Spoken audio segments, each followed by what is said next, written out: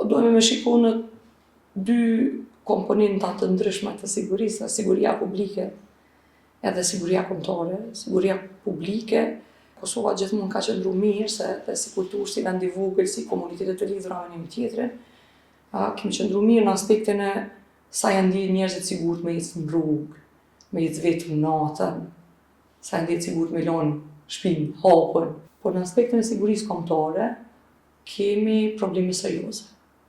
Sepse siguria kombëtare parasheh që shteti me pas aftësi, kapacitete shtetërore e institucionale, me i parandalu herët, me i nxanë, me i parandalu herët kërcënimet dhe rreziqet ndaj vendit, po dhe me ju bo ballë kur ndodhin ato. Dhe në këtë aspekt, edhe pse si shtetëri kemi pas një trajektore që hap pas hapi, kemi qenë të shku në drejtimin e duhur, 5 vitet e fundit kemi stagnu shumë në aspektin e sa kemi arrit me vazhdu qatë trajektore dhe sa kemi arrit me i konsolidu institucionet e sigurisë, jo vetëm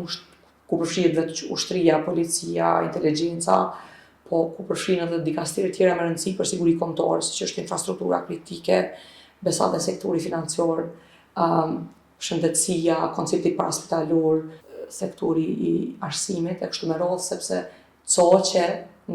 për sulme, caqe të lehta mundën me qenë edhe vendet shumë të frekuentuara siç janë shkollat. Kështu që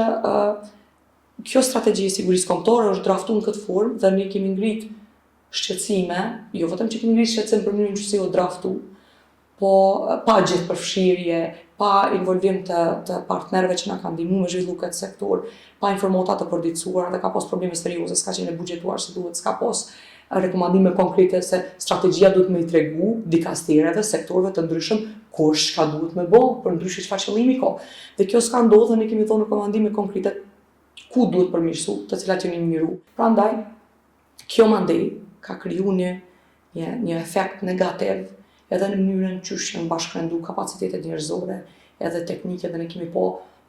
probleme serioze në politizimin e sektorit të sigurisë e mbrojtjes kryekput për